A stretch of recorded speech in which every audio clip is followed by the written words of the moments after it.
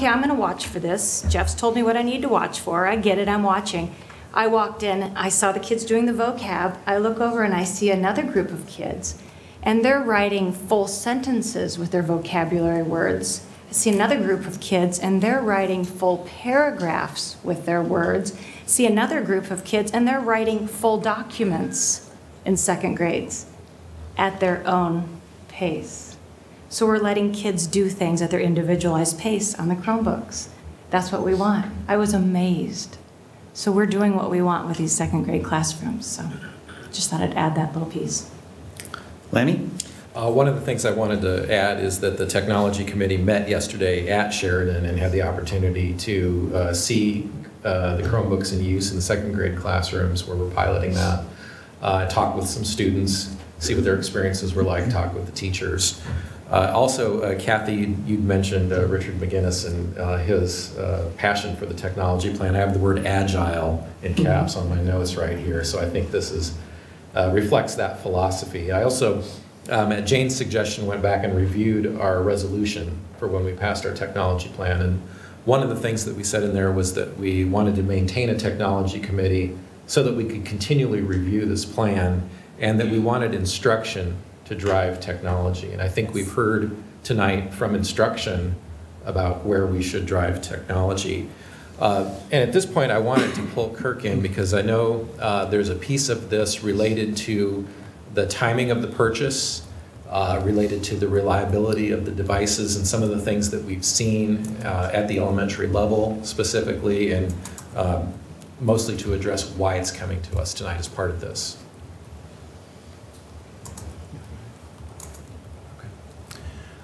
Just have a few things I'd like to share with you. One of the things was very kind of you to give me the opportunity. One of the things we talked a lot about yesterday, and I think we'd be remiss if we didn't talk about it this evening, is really around, so if we do this, what's all this stuff cost? We might recall, as Kathy said, we remember the sticker shock associated with this. So with that in mind, I think I wanted to just share with you very quickly. This is the original plan as it was proffered, looking at focusing on just grades K-5. And you see it was tablets, grades K-2, and it was Chromebooks in grades 3 through 5. At the bottom, you can see 4 tablets per classroom, and you can see grades 3-5, it was a device per student. If you notice the numbers on the bottom, we estimated right at around 3,000 students at that time. Some things have changed in our district, namely we continue to grow. So as we look at the subsequent slides, you'll see that that number of 3,000 will actually grow for a projection of 3,100. In the green at the very bottom, near the bottom right, you'll see the cost of the K-5 was right at $17,325,000. That is over, or an average annual of $1,082,000. That's on a 16-year. That's what's shown over in the far left column in the terms of the number of years. And we did that so that we could have an even divisor for 4. So if we look at that plan now in terms of what we've actually spent, what the costs have been, you'll see that thankfully in the grades 3 through 5, the numbers have gone down, and this is due to some very diligent work by some of my team members, as well as some very good vendor relationships that we have and have been able to leverage. And so you see the costs go down considerably, and that's reflected in that the average annual cost and the total cost went from $17 million to $14. The average cost went down on a per year. The total savings that's being shown there, if we did everything exactly like we've talked about, is just over $3 million. If we were to go with the plan that was proposed, the plan that was proposed would do 2 things. First, in terms of numbers of devices.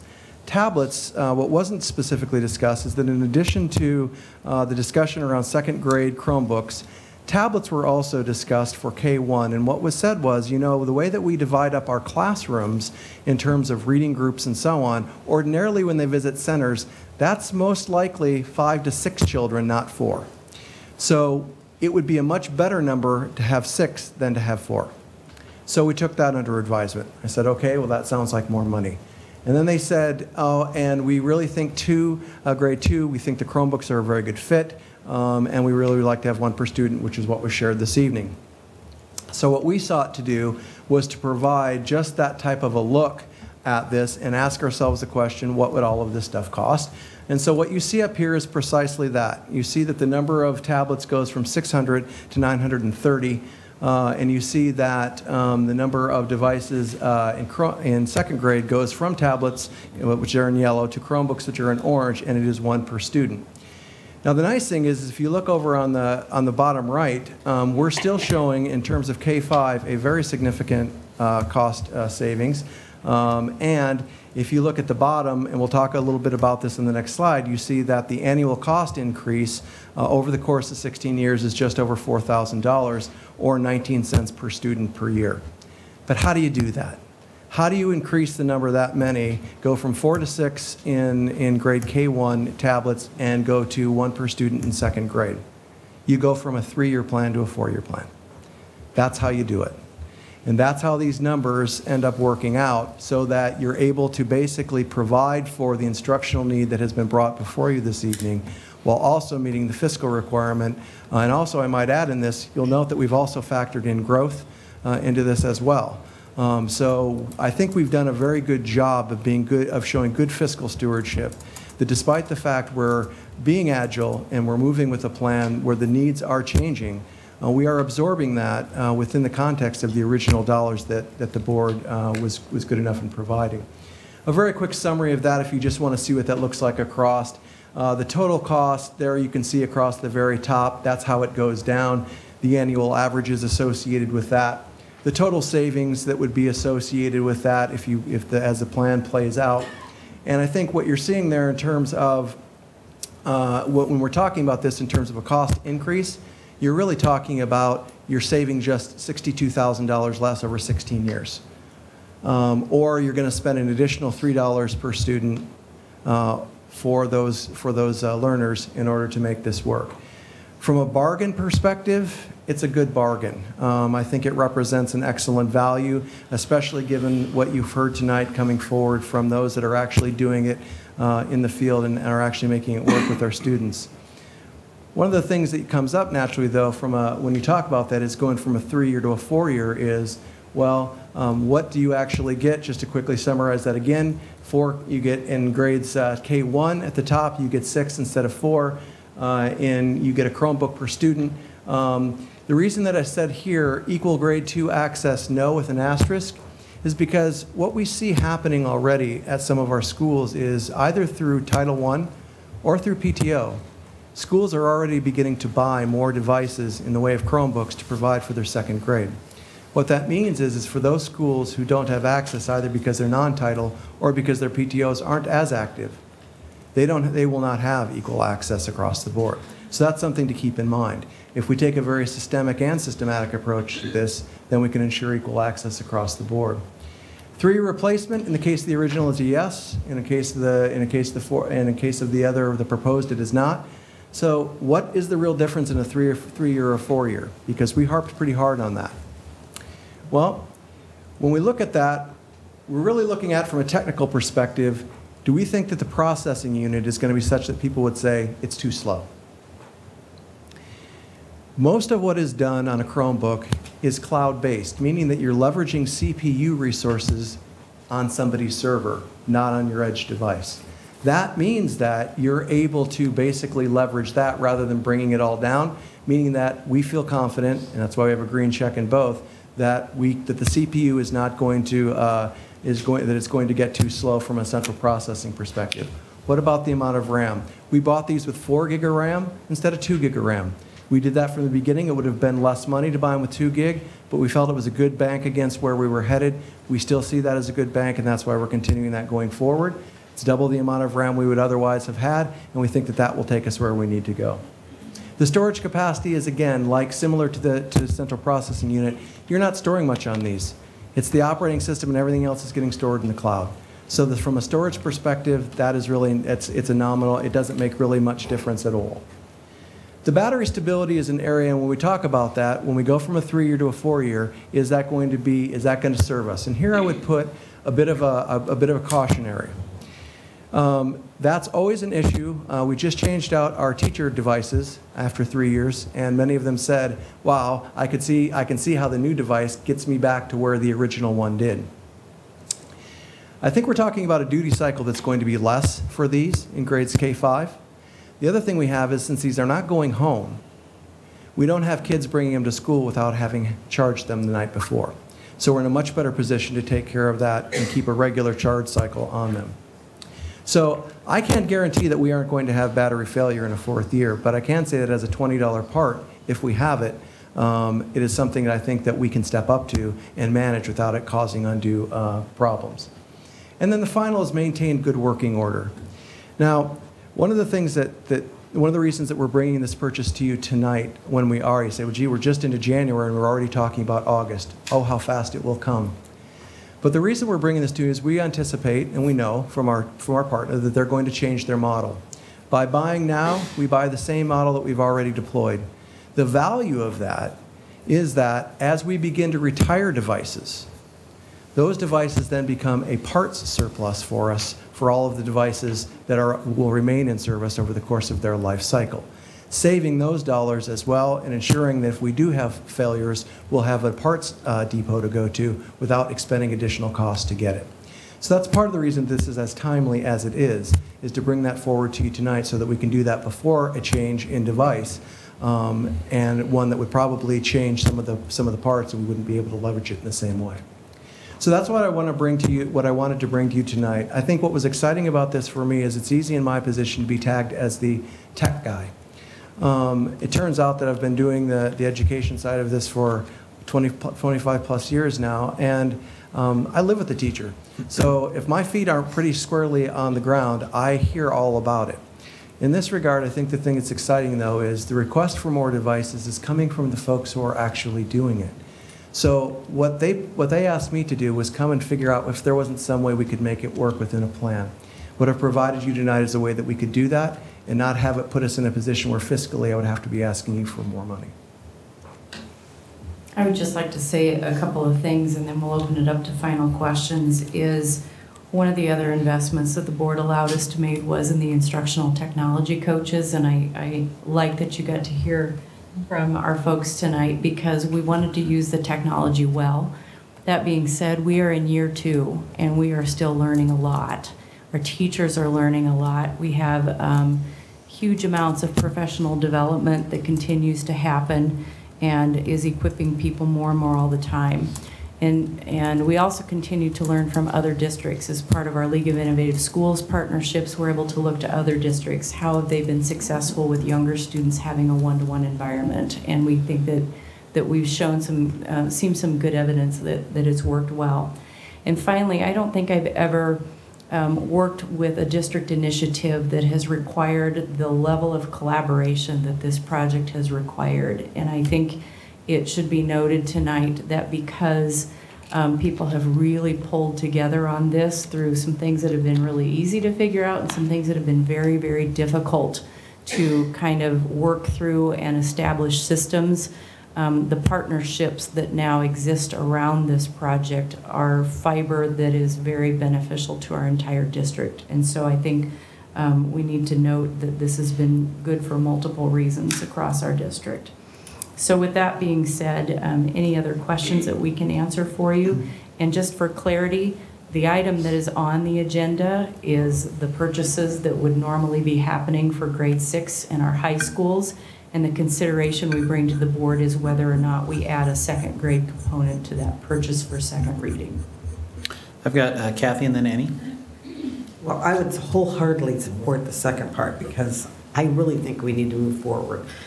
It's minimal cost, kids are engaged, and I can't think of anything better than having instruction driving technology, and that is the words that I like the most to hear. I do have a question because I'm a dinosaur. I am not one of these millennial kids. Do the Chromebooks still have USB access so the kids can save documents and move them from like their computer at home to a Chromebook, or do they do everything on the cloud? Because we still have some kids that don't have cloud access. No, they do have USB, and actually more than one USB port in them. The current version USB 3, so they're not moving huge files typically, but if they were, they'd move really pretty swiftly, and they're able to do that. Some of our students do. Well, the dinosaur in me has a Chromebook, a tablet, a touchscreen computer, a regular computer, and believe it or not, an old XP desktop. So I can do all the old stuff. I'm not sure I can do the forward thinking. Secondly, this is from my finance head. I think Kirk must be channeling it. I love the replacement cycle analysis that you've done.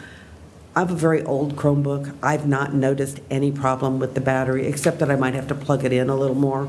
And I don't think that that's a huge learning problem for our kids. They probably get that at home when their device says, warning, battery low, they go and they hook it in. So I don't think that that's a huge issue. Good job. Annie? Well, first of all, I have to tell you that you talked about it being too slow, and I have a high schooler that already tells me the Chromebook is too slow, but, you know, that's beyond the point. It's always going to be too slow. Once you hit high school, everything is, right? I have a question is, why did we start with a 3-year replacement plan? What was the rationale behind that? Because now you're making a good rationale to go to 4, but why did we start with 3? As I was not here when that was decided. No, and thanks for providing that kind of foundation. One of the things that we've been doing is watching the data very closely over the course of the first years of implementation. What we saw in terms of repair costs for our devices that were going home average right at about, for our middle schoolers, for example, right at about $17 a device, meaning that if you average the total repair costs across all of them, it's about $17. If we contrasted that with the first semester, and if you just duplicated or doubled it, of what we saw in grades 3, 4, 5, since we did those last year, that was right at 22 cents. The reason is that because we're not transporting them back and forth, they don't take near the pounding. Most of the things that happened to those Chromebooks happened in the case of transporting them around. They're mobile. We had one person report that there were some students outside one of our schools hitting each other with them because they're in bags with little things. I said, well, that's a behavioral thing we'll certainly take and deal with, and we talked about it, and we have. But the point in all of that is simply to say that we thought that in order to make this work and to know that we're going to have people very active moving around with them, 3 years made the most sense, and I would hold to that it does. In those places where, and this we're talking about here, them not going home at this point, I think that we can deal with that, and the data suggests that we're not going to have the repairs. Keeping them in good working order will be something that we can do because they're not going to take the wear and tear and the beating that you see associated when they're moving around so much. And I have a second question. Is there any data that do you know of, or that you could provide us with, that what's an age appropriate use of using this versus using hands-on, especially for reading? I mean, because that's what we saw yesterday, and Sheridan was, most of them were using it for reading, and my understanding, it's a little bit 50-50 on what's out there. So I guess that's a request. If anybody could forward to us any data that is what is really out there. I mean, I hear that this is what the hope is and it's what the students want, but I'm wondering if there's anything out there that tells us, yes, it's good for this. Yes, I mean, this is another way of looking at it, and considering, you know, is the devil in the device, or is it really a great thing we should be doing here? So for the next time. Okay, thank you. Matt? I'd agree with that. I think we need to know. I mean, it's good to have some anecdotal situations of saying, hey, this is good and beneficial, but there's got to be some research that tells us what age is appropriate for this. I think there's a lot of different sources. One thing is our curriculum specialists are very well connected with the process, and we ask them for recommendations. And really that second grade year is probably a year where you might be able to go either way. That was also part of the rationale for tablets at that primary grade level, was because the littler ones, we felt like a tablet device was more appropriate. And you may have seen little ones who will walk up to a television screen and they'll try and swipe. You know, that's kind of intuitive now. And it depends on what research you're looking at. And a lot of the research is very, very new, and there are not long-term studies over effectiveness because this is so new in so many school districts. And so then I think you have to couple up what do we know developmentally, what do we see in terms of actual use, and what's the recommendation based on the materials and the curriculum and the tools that we're trying to use with the devices, and what's the best fit and then you line those things up and make that choice. And so we can certainly provide you with some things, and we can ask our curriculum specialist to make some comments that we could send with those pieces of data. And we can send a couple of different things that would give you some food for thought. One of the things that I would bring in is the American Journal of Pediatrics has changed some of their thinking around screen time. Yeah. Originally, they had some very specific numbers relative to screen time. They have revised that significantly, and the reason that they revised it is because originally screen time was connotated in many ways with, and up to and including, watching video and whatnot, watching television. And what they've seen, what they relate is there's nothing necessarily evil about screen time itself. It's what you're doing with that screen when you're using it. And to the extent that we rely more and more upon a digital delivery of our content, it would make sense then that they're using it in a productive fashion. So I just wanted to point that out only because that's something that comes up with a fairly, with a great deal of repetition is, didn't the Journal of Pediatrics have something to say about this? And yes, they did, relative to screen time, and they have revised that significantly. Connie? And I'm not sure what your guys' question was. So I was kind of watching the classroom because I was curious, how much time are they doing on the computer? And my understanding the idea was small, purposeful chunks is kind of the term that I kind of understood. And so I timed them as they were on it, and I counted the kids. So what I saw from a classroom of 19 is there were 6 kids in a guided reading group with the teacher. There were 4 kids on the computer, and they were on there for 6 minutes, and then they switched. And then the next group was 6 minutes, and then another group was with a student teacher doing worksheets. So I never saw a group of kids on their computer longer than 6 minutes. Jeff, I didn't time your class because you were standing there. I would have timed it probably if you would have stood there anyway, but I didn't time you guys. But it didn't seem like they were on their computers longer than 6 minutes. I don't know. Was that the question? How long they were reading on the computer? No, it was more, is it educationally appropriate for kids? For at that age, To be honest. at what age is this the educationally appropriate device? Well, And I guess I would point out too on that there's only 10 devices in those classrooms, and that's what we saw as well, was 10 devices in those classrooms, and they were being very successful with those 10 devices. It's true. Annie? I would agree, but also we did not see what they've also been told is that movement to another class, movement from their second grade reading to perhaps their specials, or they have to move to science, which I think is amazing that you still have science as a special, so that's super cool. So that's one thing we didn't see, versus just utilizing, which I see is hearing how many of us, movement easily because we have this versus I share this with my husband and I happen to have it now. Again, but I'm with you. It's a good question, and I really want to know. I personally could not read from that. And actually, Kirk and I were talking about that yesterday, different kinds of learners. I don't like to read from here, but I did see one student who sighed, put it down and went and got a book, and the availability of books and so forth. But that's what did cause me to wonder about the kind of the pedagogy, if you will, of what's good and what do they know. I think students are very adaptable, and one of the things that we've seen in some of our partner districts, just last week I saw one school district where kindergartners have one-to-one devices, and it goes all the way up, and they walk around with them and use them when they need them and put them away. And another district had one-to-one iPads for students in kindergarten through 5th grade, and they begin to use them in the ways that make sense, which is also what we want to be doing. We try to be very careful to say there's no expectation around X number of minutes a day that kids have to have these out or that teachers have to be teaching with them. In fact, we've said we don't want to really notice the technology when we go into a classroom. We want to see what kids are doing using that tool to do that. And so I think part of it is the choice that you make. People adapt to that, and part of it is making the wise choice so that people are able to do what we want them to be able to do. Matt?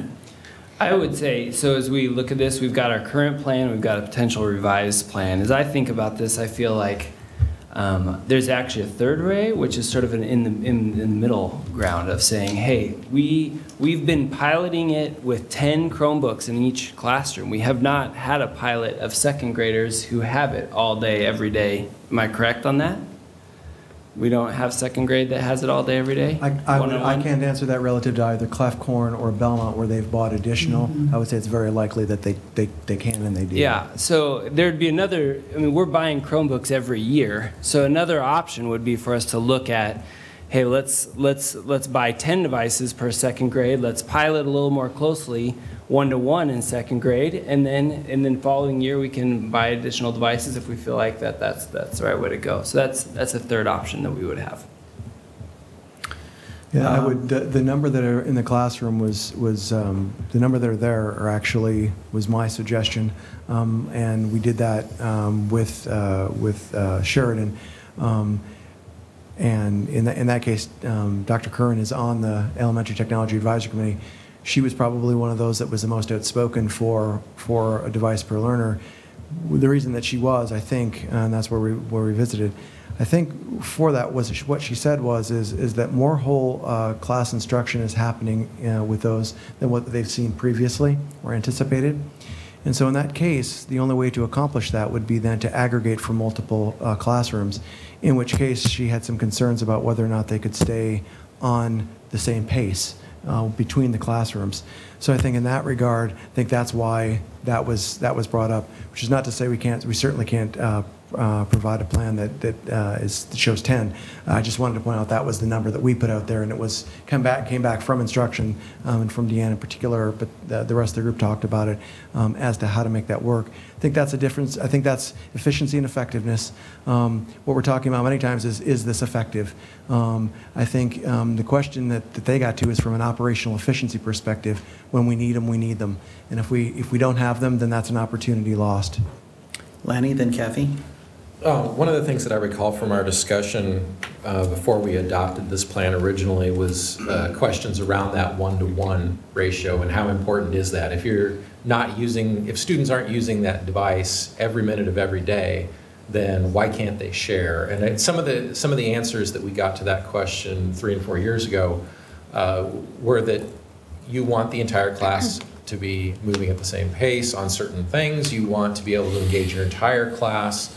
And most importantly, you want the technology to be available at the point of instruction when you need it. And the fact is the devices will last longer if they're not used all day. So part of the life cycle plan takes into account this idea that students don't walk into the classroom, grab a device, turn it on, leave it on all day, and then shut it off when they go home, like Don and I do when we go to work. So it's a different use. And again, I just would go back to the idea that when we originally adopted this plan, we hadn't seen this type of device in any of the classrooms. We had mobile labs that some PTOs had put in place. We'd had some devices in title schools.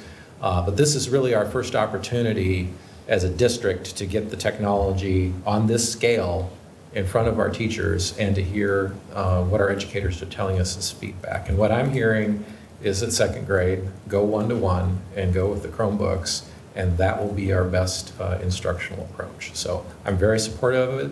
Kirk, I'm incredibly impressed at the work that you've done on the finance side of things to adjust the schedule, to be able to justify that in terms of longevity of devices, also taking advantage of this window that we have with the Chromebook purchase for the high schools and for the 6th grade, to tack on the 2nd grade as part of this order so that we're consistent with the type of device that we're using.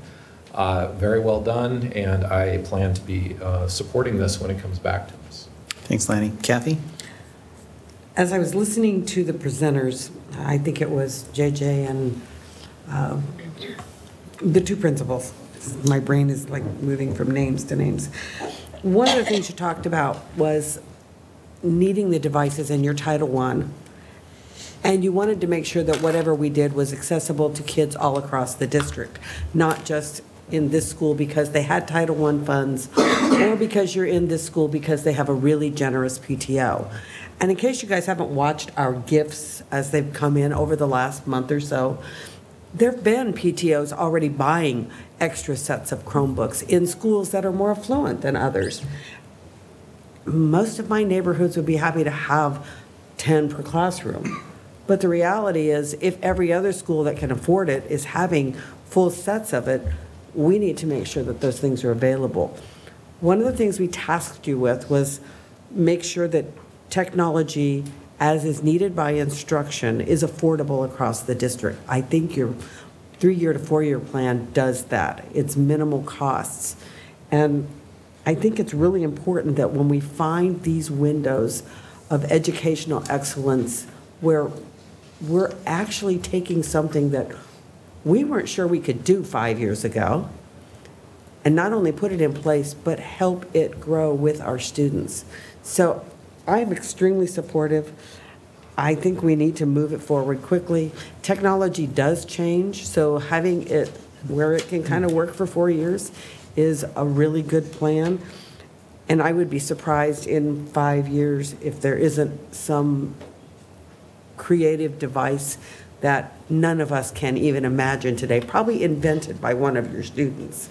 So good job. I am fully supportive of the change. I think one of the things most compelling for me is all of the feedback from the buildings. And thank you, by the way, to the principals and instructional coaches for coming and sharing the stories tonight. I know that there are a lot more people that we talked with and getting this feedback. And I will gladly look at whatever data you come up with in response to Annie and Matt's question. But when we have our own educators in our classrooms with our children saying our second graders can use this technology and they will benefit from it, and those are our kids, that's a very compelling argument for me that we're getting what sounds like overwhelming feedback from the buildings that there's a need and that our kids would benefit from this.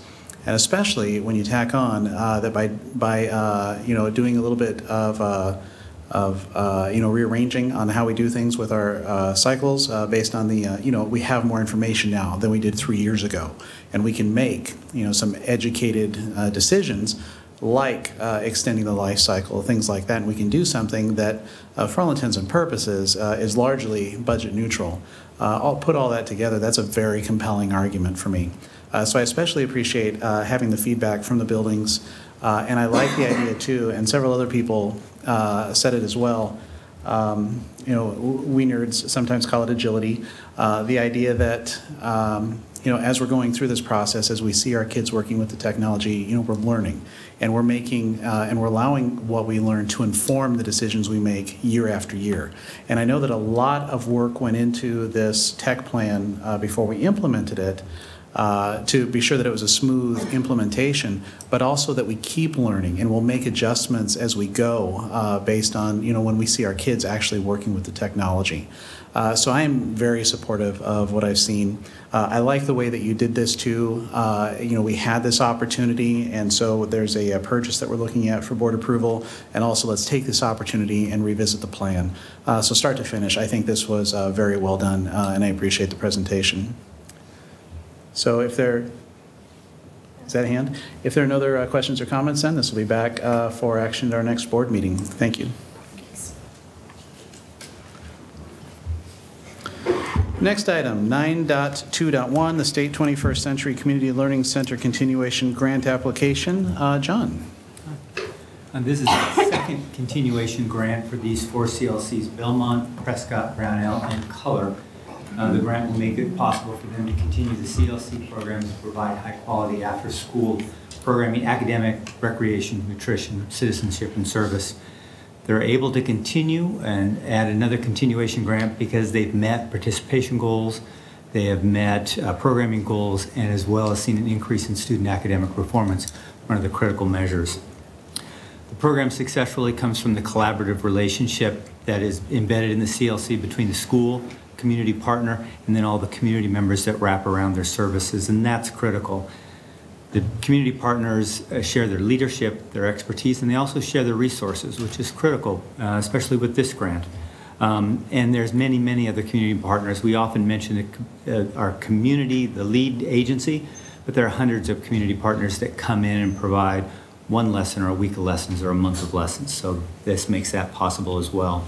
The grant will run for 5 years. There's a 100% match requirement, and that will be met by the existing community-based partners that we have and focus on these outcomes: improving student learning performances, increasing social benefits and behavior, increasing family and community involvement with the schools.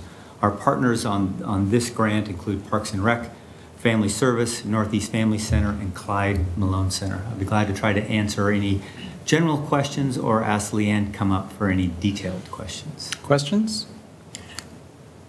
Kathy? It's not really a question. I just looked at it. It says Northeast Community Center. I think it's supposed to say Northeast thank Family you. Center in the text. So when it comes back for the final vote, could you make that correction? Absolutely. Thank you. Thank you. It's under the explanation if you're looking for where it's at. Remind me where we stand on the we're assessing, putting some standards together for CLCs, and we're supposed to hear back from those at some point. Where are we in that process? Well, this spring, and the next couple of months, I think Mr. Neal and his team is prepared to go at any time. So we're getting a lot closer. Strategic planning, of course, has driven all of our work to date. But we'll be prepared to do something. I'm assuming around March. Okay. Also, let me take this opportunity to say that Steve and Connie and I at the last agenda review talked about putting together a mid-year retreat to where we could get an update on all of our goals, and that's something that'll be on the agenda as well. Other questions, Matt? Nope, that's it. Okay. John, I saw a couple of emails that went back and forth asking what's the difference between this grant application and the one that's on for approval tonight for our viewing audience. Can you answer that question now, please? And what was, I'm sorry, please say. What was the difference between this grant application that's on for first reading and the one later on in the agenda that we're approving? The Woods, is that the Woods grant? I'm sorry. No, it's Item- 21st century. Oh, 21st, it's just the second reading. And if you look at the schools different listed for second reading. Different. Sorry, I It's have to the jump. Campbells. Pardon me, I'm hearing from the back, it's from Campbell. Campbell, that's second reading. So it's the same grant structure that comes from the feds through the state, just a different set of schools. Thank you. Seeing no other questions, that'll be back for action at our next meeting. That brings us to our action items. And I have a note here that we are going to be pulling item 10.1.1, the 1,000, the second reading of policy 1500. My note is not reconciling with the agenda. We are pulling item 10.1.1, is that correct? And this I'm double checking, I'm looking over at Jim. We're keeping agenda item 10.1.1, but pulling from within that agenda item, policy 1500. Policy 1500, got it. Is that Reading- correct for consideration? Correct. Reading comprehension on my part. Okay, so from item 10.1.1, we're pulling policy 1500. All other policies in that item remain for approval. Correct. So with that, is there a motion? Kathy? Move approval, noting the removal of policy 1500. Is there a second? Matt? I'll second that. Questions for staff? Seeing none, Laura, would you please call the roll? Mrs. Danick, Yes. Mrs. Duncan, Yes. Ms. Mumgarde, Yes. Mr. Schulte, Yes. Mr. Boswell, Yes. Mr. Mayhew. Yes. Next, that brings us to item 10.1.2, policy 1113, community relations, distribution of community service. Is there a motion, Matt? I'd move to approve that policy. Annie? I'll second that. Questions or comments? Annie? I do have some comments about this. I'm trying really quickly to pull it up here. I understand there was quite a discussion about this in the policy committee, and I guess I just kind of want to put out some of my own kind of questions about that. There we go.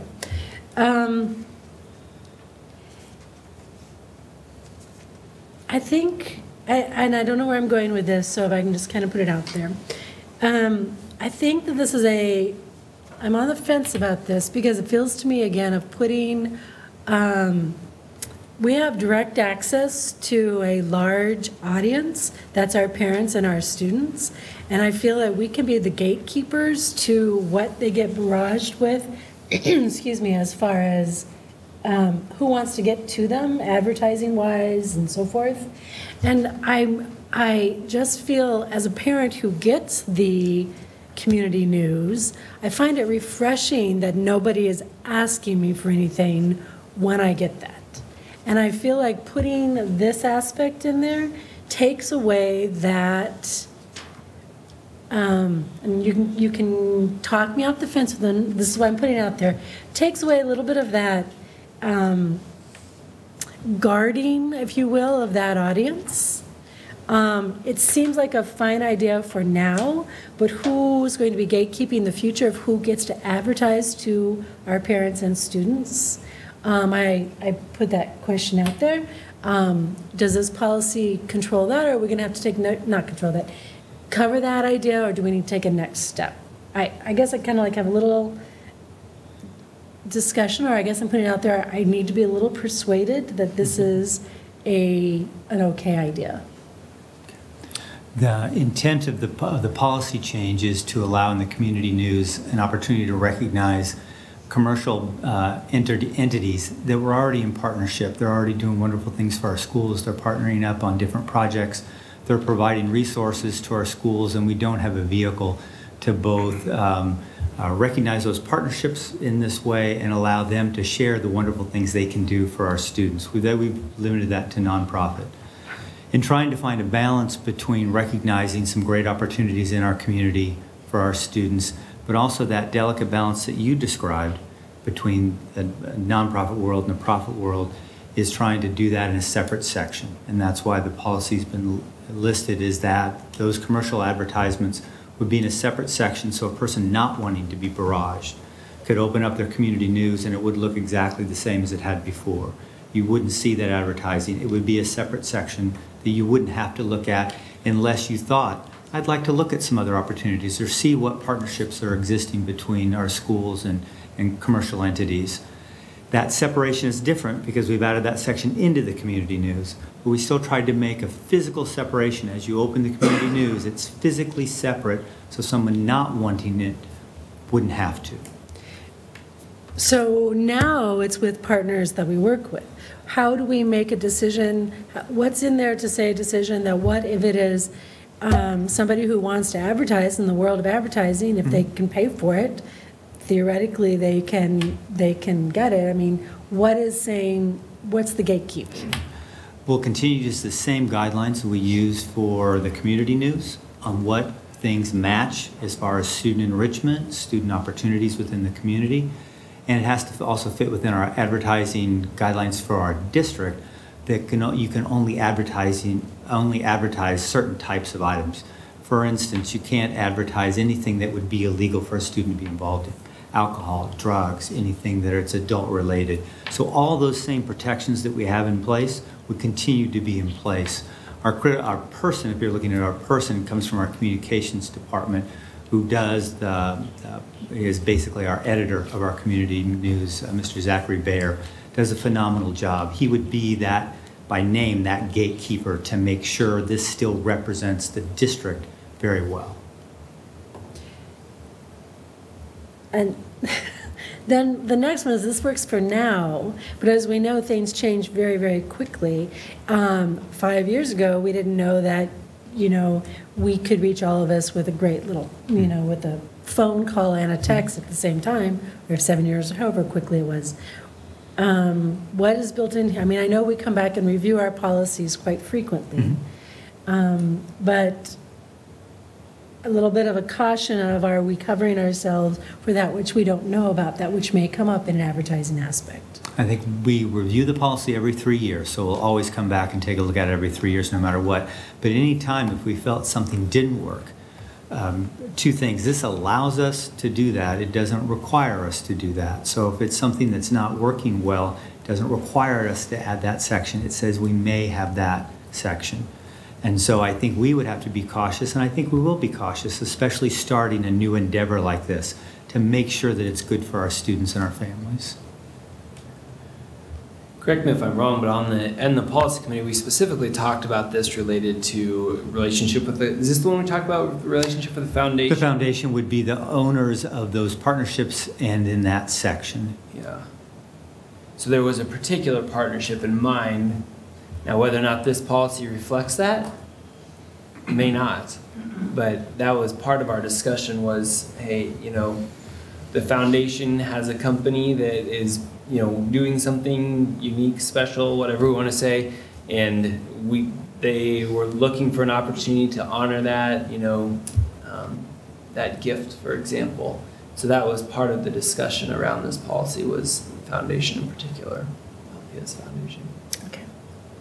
All right. Again, not that it could be in your mind, and I mean that this policy doesn't land at that, and maybe it doesn't, but that was a significant part of the discussion for sure. Got a motion on the floor. Are there questions? Seeing none, Laura, would you please call the roll?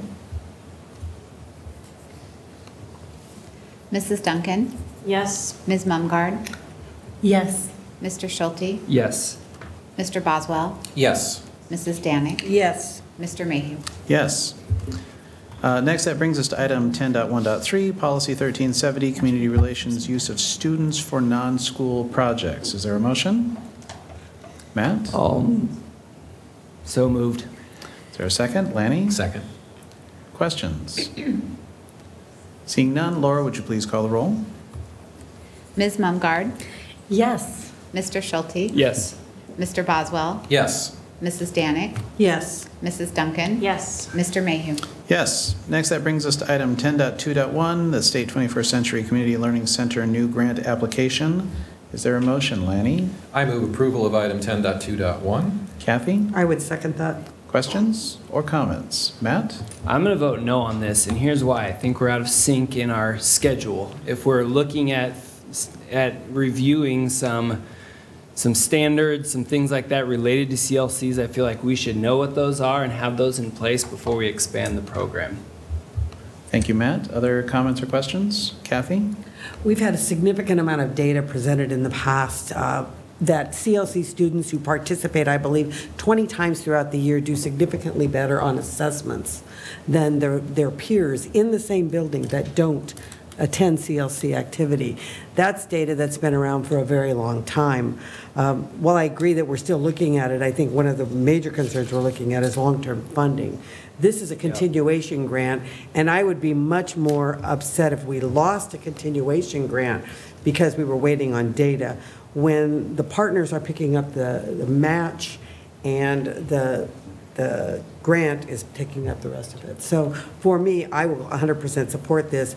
I trust the CLC data because I've seen it within the buildings. As we talk about standards, when Dr. Joel came, we initiated a lot of standards. We're looking for some equalization of standards from partner to partner. But I think you'd see a lot of it in those after-school programs. Most of them have great homework clubs. Most of them have opportunities for kids that they wouldn't see with robotics. I've seen it in several of the middle school. We've actually had robotics team nationally compete, and they wouldn't get that if they didn't have that CLC within their building. So I wholeheartedly support the CLC program. Just a quick note, this is a new grant, not a continuation grant, just for clarity there. I've got Matt and then Connie. That's one thing I was going to say is this is a new site. It's not a continuing. And I am supportive of CLCs. Actually, I was there this afternoon at 3:30, and I tore the elbow of my shirt playing basketball with some kids. So. Connie, then Kathy. Yeah, this is a new site, and this is a site we needed a title school, but I am going to turn this over to John, because John really does have the most information on this. And if you want to call on Leanne or whatever you'd like to do. And I will say it is a new site, only in that it's receiving funding through the 21st Century Learning Grants as a CLC. It has not been one of our official CLCs because of that, but Mrs. Lawler and her team has done a wonderful job of trying to create a CLC experience in that school for a number of years, and so it feels like it's a CLC. I mean, I think if you would ask many people, they would already thought we had a CLC there. So this is new, but it does feel to many people like a continuation because they've done such a good job. Mm-hmm. Kathy? One of the things that happened when we started this journey with the CLCs was we had a lot of schools that didn't have CLCs, and the first thing we heard from them is, how do I get one? Why don't we have them in all of our elementaries and middle schools? And schools took their before and after school programs and implemented, I call them CLC light because I can't think of a better word for it, but they used the same progression that the CLC was using. They used the same formats. They looked for a partner. They got all of those things in place. being able to access the 21st century resources for the grants really helps this program get off on the right foot or stay on the right foot and actually expand what they're doing within their building and the academic focus. The 21st century learning grants do have academic focus. And I see, if I could figure a way to fund one in every building, the before and after school programs, I don't like babysitting in before and after school programs. I like academic enrichment. That stuff needs to be done outside of school. When we're doing it in our buildings, I think it should look as an academic enrichment opportunity. Lenny?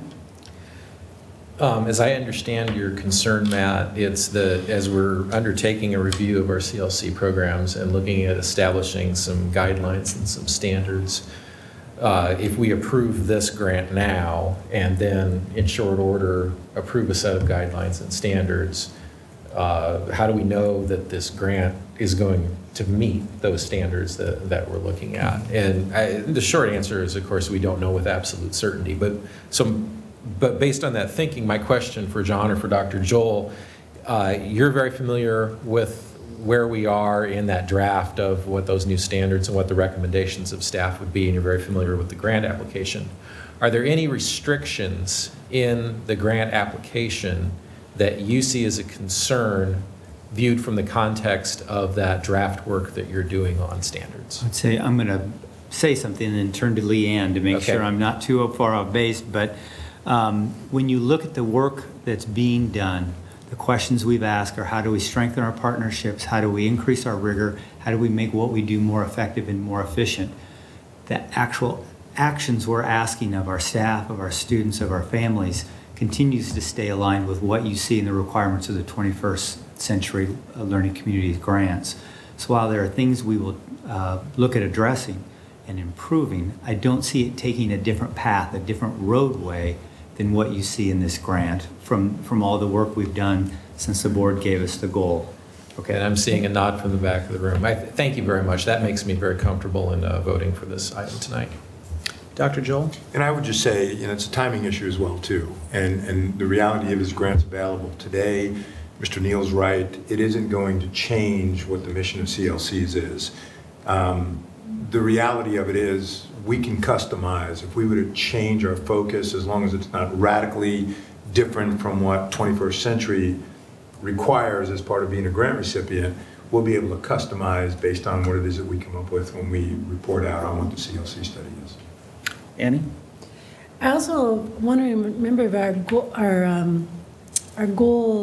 our board goal was not so much the wondering of the continuing of CLCs, but is the fact that we know that they are good and we need to make them better, and that we need to continue to make them better. And I've actually called up John and said, where do we stand on this? And I feel really confident that that is exactly kind of the work and the information that's being kind of pulled together. That gives me no pause that supporting what's happening at Campbell is exactly down that line. Now, I mean, in reading this, yes, I don't know if there's been a partner found yet or not, but that's one of our other things is that once we start looking at, what are the steps of becoming a partner versus being a partner is part of it. So I can support it with strength because I feel that we need the money, we need it to happen. If it's not hitting our gold star standard after we figure this out in 5 months, we can make that happen. Other comments? Seeing none, Laura, would you please call the roll? Mr. Schulte? No. Mr. Boswell? Yes. Mrs. Danick? Yes. Mrs. Duncan? Yes. Ms. Mumgard? Yes. Mr. Mayhew? Yes. Next, that brings us to item 10.2.2, United Way proposal for 2 generations family literacy. Is there a motion? Lenny? I move approval of item 10.2.2. Thank you. Is there a second? Annie? I'll second that. Any questions or comments about this motion? Seeing none, Laura, would you please call the roll? Mr. Boswell? Yes. Mrs. Danick? Yes. Mrs. Duncan? Yes. Ms. Mumgard? Yes. Mr. Schulte? Yes. Mr. Mayhew? Yes. Before we move on, let me take a quick second and ask my board colleagues, we're going on a minute or an hour and 47 minutes. We do still have a little bit of work to do in front of us. Does anyone need to take a short break? Do we have any interest in a quick recess, or do we want to press on? I would add that we have an ESU meeting after this as well, and I would appreciate about 10 minutes. Okay, why don't, right now you're saying? Yeah. Yep, okay, so we are going to recess for 10 minutes and begin again at 7:58.